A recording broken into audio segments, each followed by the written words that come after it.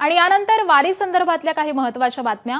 शेगावच्या संत गजानन महाराजांची पालखी धाराशिवमध्ये दाखल झालेली असून कळंबमध्ये पालखीचा मुक्काम आहे। पालखी सोहळा म्हटला की भक्ती, नामस्मरण आणि सेवाभाव यांचा सुंदर संगम पाहायला मिळतो। त्याच सेवाभावाचं जिवंत उदाहरण कळंबमधील नाभिक बांधव दरवर्षी घालून देतात। नाभिक बांधवांच्या सेवेचा 13वे वर्ष असून गजानन महाराजांच्या पालखीतील वारकऱ्यांसाठी ते पूर्णपणे मोफत दाढी आणि केस कापण्याची सेवा देतात। शेकडो वारकरी या सेवेचा लाभ घेतात। कोणताही मोबदला किंवा अपेक्षा न ठेवता केवळ वारकऱ्यांची सेवा म्हणजे विठ्ठलाची सेवा या भावनेमधून नाभिक बांधवांचा हा सेवा यज्ञ अखंडपणे सुरू आहे। याचाच आढावा घेतलाय आमचे प्रतिनिधी अप्पासाहेब शेळके यांनी।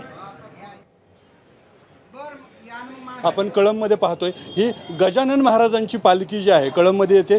प्रत्येक वर्षी या ठिकाणी आल्यानंतर कळंबमधील आणि इथल्या पंचक्रोशीतील नाभिक बांधवांकडून या पालखी सोहळ्यामध्ये सहभागी असलेल्या वारकऱ्यांना मोफत केश कर्तनाची सेवा दिली जाते। कुठेतरी विठ्ठलाच्या ओढीला विठ्ठलाच्या दर्शनासाठी आपण जाऊ शकत नाही, तर या वारकऱ्यामध्ये विठ्ठल पाहून ही सेवा दिली जाते। आणि जे घराबाहेर पडलेले वारकरी आहेत, ज्या पालखीच्या निमित्तानं ते अनेक दिवसापासून बाहेर असतात, त्यामुळे त्यांना जी केश कर्तनाची सेवा आहे ती या ठिकाणी मोफत स्वरूपात दिली जाते। आणि याच्यामध्ये मोठ्या भक्तिभावानं या ठिकाणचे नाभिक बांधव सहभागी होतात। गावखेड्यातून देखील इथं मोठ्या प्रमाणात लोक सहभागी होतात।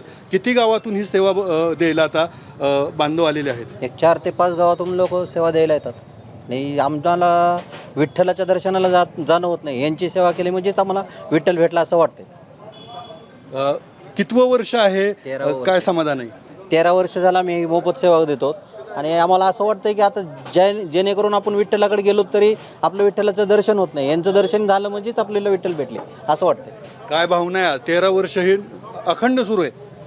नाही, सगळेजण मन लावून काम करते, सगळ्यांना उत्साह वाटतो की कवा येते पालखी, कवा येते पालखी, असं एक महिनाभरापासून चालू असतंय। आणि त्याचा आनंद सगळ्यांना आज भेटतो आणि विठ्ठलाचं दर्शन झाल्यासारखं सगळ्यांना वाटतं।